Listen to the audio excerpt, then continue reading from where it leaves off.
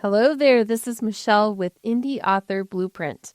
This is a podcast that will help you as an indie author navigate the publishing world with confidence. As your host, I'm also an indie author, I'm a publisher, and I work with other authors who are establishing their own brands.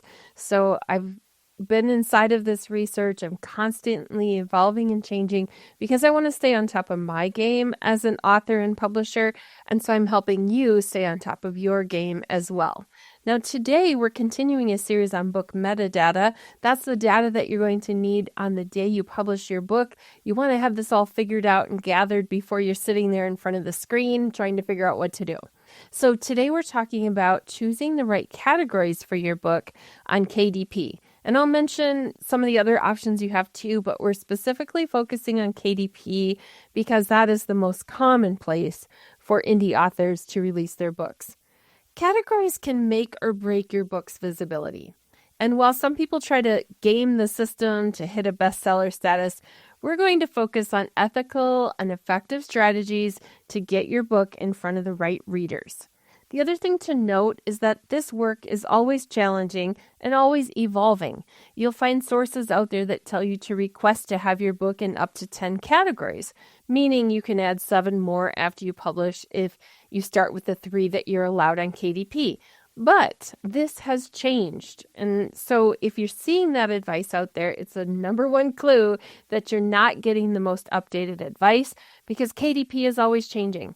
So the categories shown in KDP now are Amazon categories and not BISACs. And BISACS, BISAC, is a term you may have heard before, and it's an acronym.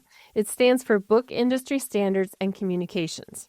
These are the industry standards for selecting categories, the U.S. standard for topical categorization used by companies throughout the book supply chain.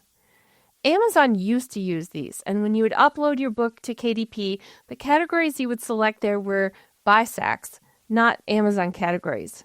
But like I said, this has changed. The categories there are not the same as what they used to be on KDP. Now, I do find they're a little bit easier to figure out, and you can niche down a little bit better, but it definitely has changed.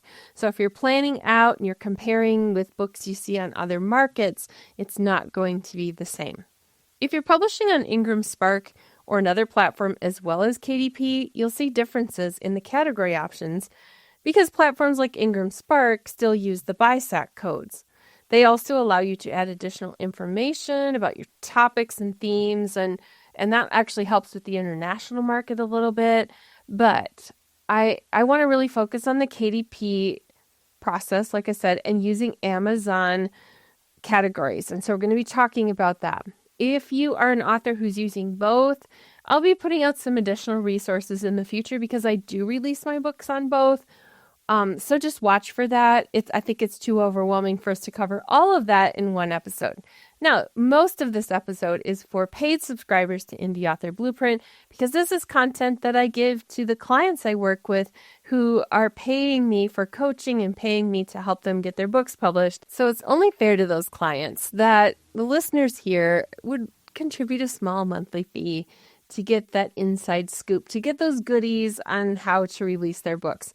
So if you would like to become a subscriber, it's only $8 per month, and you get access to all of the back content that I've put out there as well, bonuses that are out there. This actually isn't just a podcast. Indie Author Blueprint lives over on Substack, and that's where you find all kinds of additional blog posts and links to download worksheets or extra content that I've had as well. So you want to scoot over to Indie Author Blueprint if you haven't already. Find that on Substack and then subscribe, and you'll have all of the content coming to your inbox. All right, so for my paid subscribers to Indie Author Blueprint, let's dive. You've reached the end of the free preview, but if you'd like to hear the rest of this episode, you will find it at indieauthorblueprint.substack.com. I hope you join us. It's only $8 a month, and you get a lot of material, and you get access to ask me questions through the private chat. So jump over there. I'd love to have you be part of the group.